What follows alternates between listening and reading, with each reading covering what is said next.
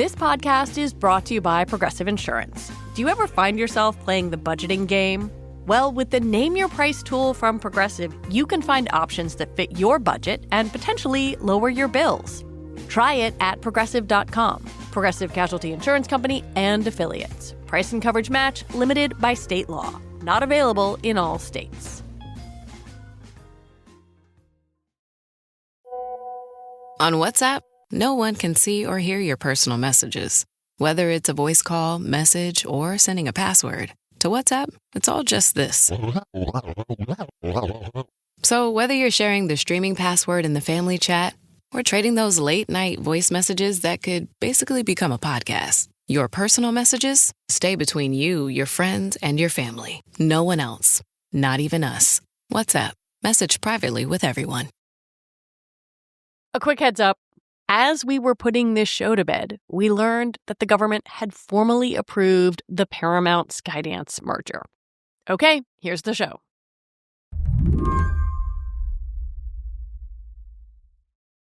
Welcome, one and all, to The Late Show. I'm your host, Stephen Colbert.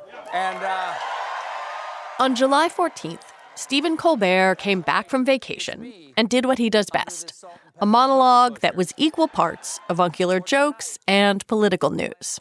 While I was on vacation, my parent corporation, Paramount, paid Donald Trump a $16 million settlement over his 60 Minutes lawsuit. As someone who has always been a proud employee of this network, I am offended. And I don't know if anything will ever repair my trust in this company. But just taking a stab at it, I'd say $16 million would help. The money went to Trump over a suit about editing a 60 Minutes episode.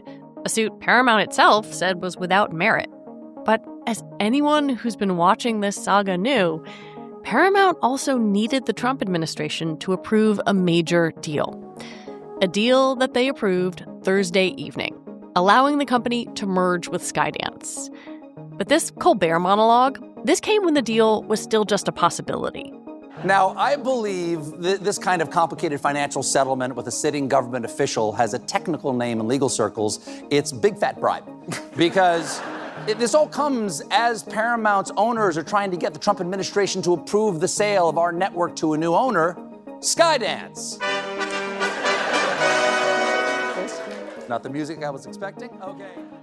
Then, a week later, Stephen Colbert got some other news from his parent company. Before we start the show, I want to let you know something that I found out just last night. Next year will be our last season. The network will be ending The Late Show in May. And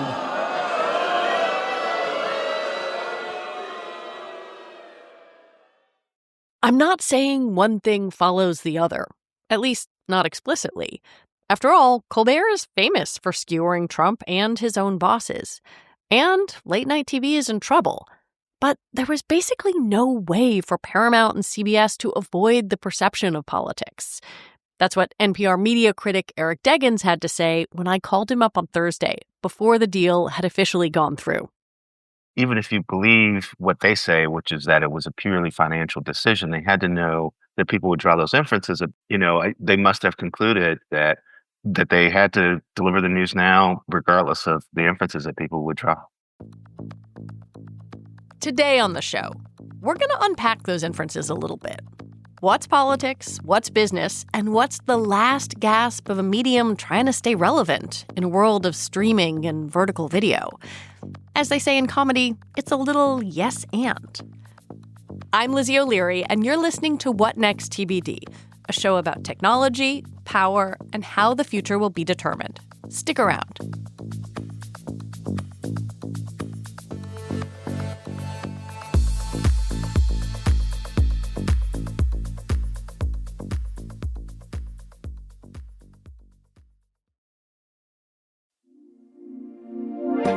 This podcast is brought to you by Progressive Insurance. Do you ever think about switching insurance companies to see if you could save some cash?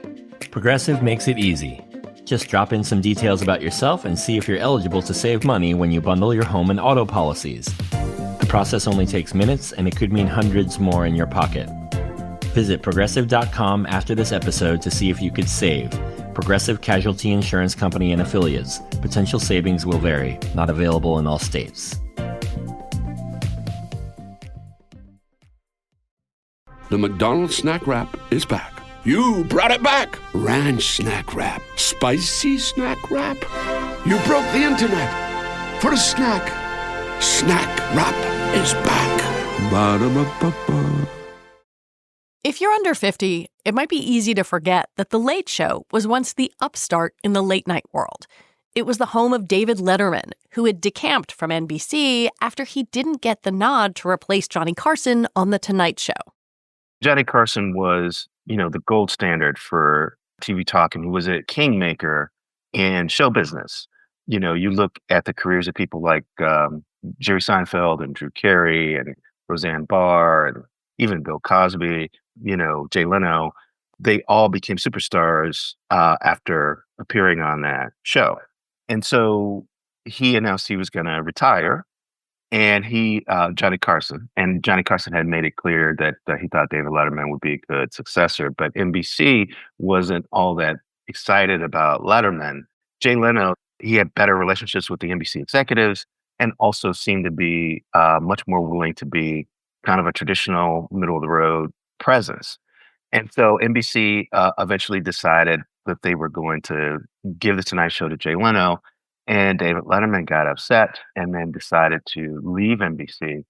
And eventually, Les Moonves and CBS lured him to CBS and created The Late Show for him to challenge The Tonight Show for late night dominance. And I think for about a year or so, Letterman beat The Tonight Show in the ratings because people were interested in what he was going to do. And of course, he hosted The Late Show there for quite a while. And then when he decided to retire, they handed the show to Colbert. And, he figured out his voice. He figured out how he wanted to do the show. And then the show rose in the ratings to become, the most rated broadcast show in late night.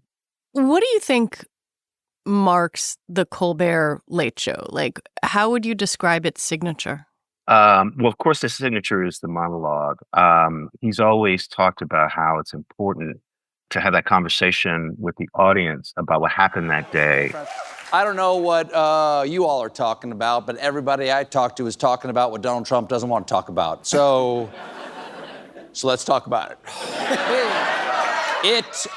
It being the conspiracy surrounding his old dancing buddy, Jeffrey Epstein. There you go. One of the things that people who study late night TV know is that the monologue is an important part of the show because it's what the audience most keys into, and it's what they encounter right after the late news ends. So there's a real point where you lose viewers anyway. People going to bed and such, they watch the late news and they go to bed. So if you want to hold on to them, you have to have a strong beginning. He usually has some kind of pre-taped open. And then you go right into the monologue where you talk about what happened that day. And people who are fans of Colbert want to know, well, what is he going to say about what happened that day? And then if you have another sort of extra little version of that past the first commercial break, then it's a way to sort of pull viewers into watching the commercials as well. So it's kind of ingenious how they set it up. And none of this makes sense to people who watch TV online.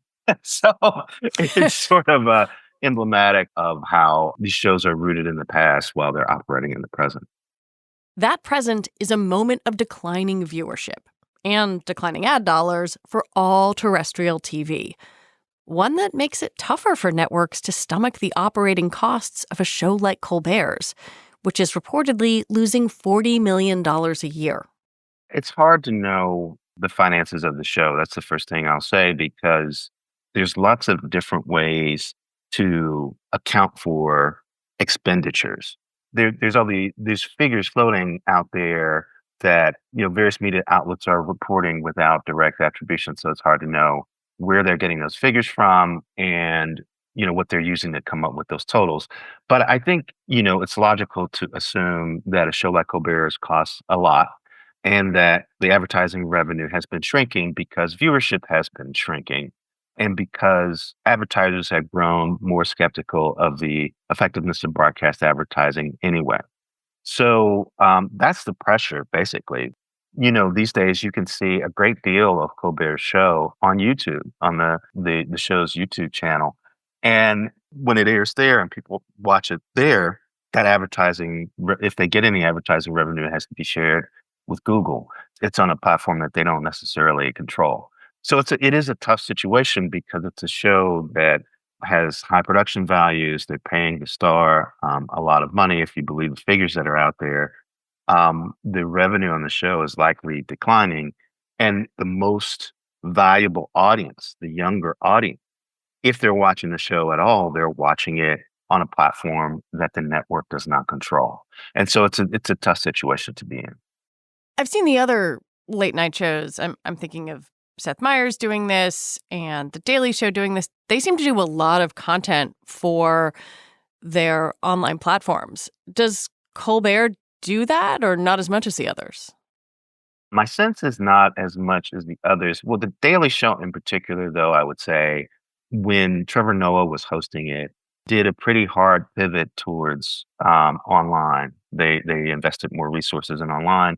And I think the sense was that because they were bringing in a younger host, they wanted to have a more robust presence online because that was where their audience was going. And, everybody, all these shows have presences online. They have Sure. social media accounts. They're on TikTok and Instagram and things like that.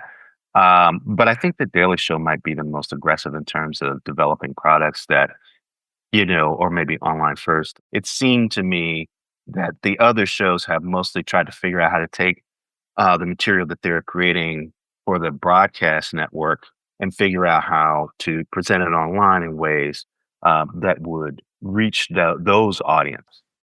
Network heads have been caught between the desire to reach audiences and make money and the increasingly combative nature of the Trump administration.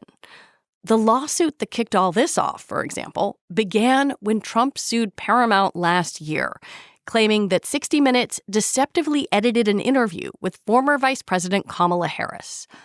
Almost all legal experts describe the suit as flimsy, and Paramount's decision to settle sat poorly within the ranks at CBS.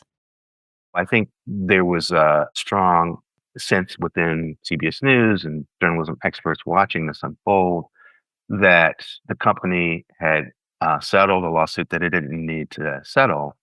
Again, as with Colbert, there was a lot of concern that this was about currying favor with the Trump administration rather than looking at their case and fighting a lawsuit and defending 60 Minutes' journalism and defending their right to edit stories the way they need to as journalists. CBS executives put out a statement about the cancellation, saying this was purely a financial decision against a challenging backdrop in late night. It is not related in any way to the show's performance, content, or other matters happening at Paramount. I mean, clearly they know the context in which all of this is happening. And I guess I wonder, will we ever be able to tease out how much of this was business, how much of this might have been about politics, and whether we're just going to be left wondering? I mean, well, what's going to happen, I think, is a lot of really great journalists are going to sort of descend on all the people who were party to these discussions and try to get them to talk either on the record or on background about what happened. And then perhaps at some point, we may get a sense of what happened if enough people weigh in who were close to the decision-making process. It is always hard to know when the truth to something will come out or whether there's even, one truth to be known. Yeah. It's entirely possible that you could say this decision was a result of, the new owner's view on what they want to see in late night and CBS, the economics of the situation, the desire to get the deal closed and not to irritate federal authorities who might oversee that decision. I mean, it's entirely possible there might be 3, 4, or 5 things impacting this decision, and gauging which one was paramount might be tough to know.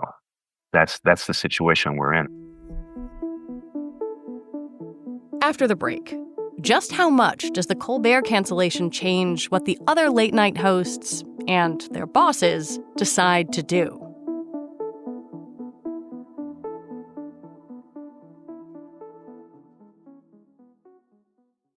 AI is moving fast. So fast, it's hard to keep up. In fact, in ServiceNow's latest AI Maturity Index, scores dipped 20% from last year. But that's okay, because AI isn't a sprint. It's a marathon. You may be behind today, but tomorrow you could be a pace setter. Dive into ServiceNow's AI Maturity Index and see how you can innovate as fast as your ambitions. Visit servicenow.com/AI maturity. Hey, it's Ryan Reynolds here from Mint Mobile. Now, I was looking for fun ways to tell you that Mint's offer of unlimited premium wireless for $15 a month is back. So I thought it would be fun if we made $15 bills. But it turns out that's very illegal. So there goes my big idea for the commercial. Give it a try at mintmobile.com/switch. Upfront payment of $45 for 3-month plan equivalent to $15 per month required. New customer offer for first 3 months only. Speed slow after 35 gigabytes if network's busy. Taxes and fees extra. See mintmobile.com. At Sierra, discover great deals on top brand workout gear, like high-quality walking shoes, which might lead to another discovery. 40,000 steps, baby. Who's on top now, Karen? You've taken the office step challenge a step too far. Don't worry, though. Sierra also has yoga gear. It might be a good place to find your zen. Discover top brands at unexpectedly low prices. Sierra, let's get moving. Before the merger was approved, both Paramount and Skydance promised to roll back their diversity, equity, and inclusion efforts. Indeed, Skydance's top lawyer wrote a letter to FCC Chair Brendan Carr on Tuesday, saying the company wouldn't have any teams or people focused on DEI. Moreover, in a nod to conservatives, the company said it would install an ombudsman to monitor any complaints of bias at CBS. It certainly gives you a sense of what the view may be of the new owners as they come in. And, I think a lot of eyes are going to be focused on 60 Minutes and CBS News and whether those outlets will feel free to pursue their journalistic mission without interference from the people who have bought the company. And, one of the things that Skydance reportedly promised is some sort of review. So to have somebody come along and say, well, we're going to do a review. Well, why do you feel the need to do a review? What are you seeing that troubles you? What are you going to try to correct? These are all questions that we don't know the answer to. And, behind all that is a suspicion that one point of view is going to be elevated and that it's going to somehow suppress or cancel out other views rather than just letting journalists, do their jobs. Colbert is such a big name, even in a fractured television landscape, and has such powerful friends who we have seen, speak on their own late night shows and their social media accounts. And I wonder what the distance is, or if there's distance between how, say, a Jon Stewart or a Jimmy Kimmel is watching what played out and how the owners and executives running those companies are watching the Colbert drama played out. Like, what is the conversation that is going on in those boardrooms now that this thing has happened? Well, I think there's always been a sense among people who work in the late night space and people who observe the late night space that there was this economic challenge that eventually was going to become a public issue. At some point, you have to address the fact that audiences are shrinking and, life and the industry being what it is, costs aren't shrinking. So I think everybody in late night sort of knew that the genre would have to confront this idea of how do we stay relevant? How do we think about what we do in a way to either capture an audience that's more profitable than we have now or increase the audience that we have? And so when something public like this happens where the show that's considered the top broadcast late night show is canceled, I think people in the space are wondering whether that will embolden other companies to say, well, since CBS is taking all this flack for canceling Colbert, it's easier to demand more concessions from the shows that remain.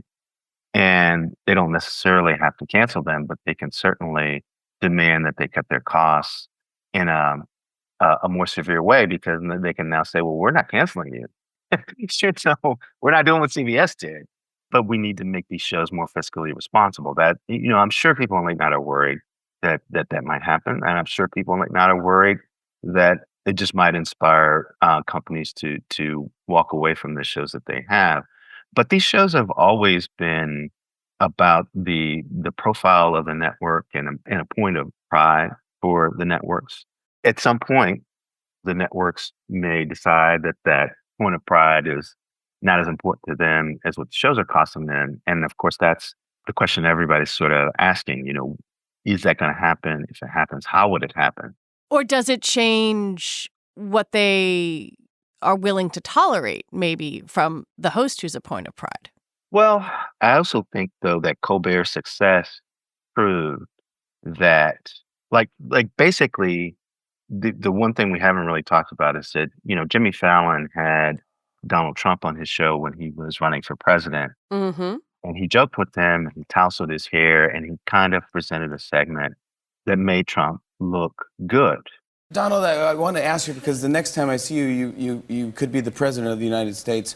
I just wanted to know if there's something we could do that's just not presidential, really, or something that we can do now that we're just both civilians. Like what? This is... I'm not liking the sound of this. Go ahead. Can I mess your hair up? The answer is yes, but the people in New Hampshire, where I'm going to be in about an hour from now, I hope they're going to understand. Okay? You say yes? Go ahead. With my hairspray. And that hurt him in the ratings.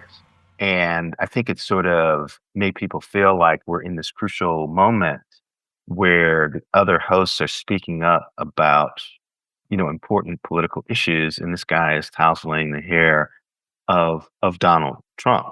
And he later said he made a mistake. Well, he said he made a mistake because his ratings got hurt. And that was when, if I'm remembering right, that was when Colbert kind of took the lead in ratings and got a lead in total viewers, at least, that he kept. And so I think the lesson of that to the companies that put on these late night shows is that if it looks like they are muzzling their hosts, the late night audiences will not appreciate that. The audiences for those shows are the audiences for those shows. And, they expect a certain thing from these performers. And that may be one reason why CBS didn't try to curtail what Colbert was doing. They realized that these performers are these performers, and their value comes in letting them say artistically pretty much what they want to say. And either you buy the whole thing or you don't. I think that might be the lesson of this moment, and also the lesson of what happened to Fallon. Jimmy Kimmel, after all, works for Disney, which, cut that settlement with Trump, for ABC News. So you didn't get a sense after that settlement that they tried to rein him in at all.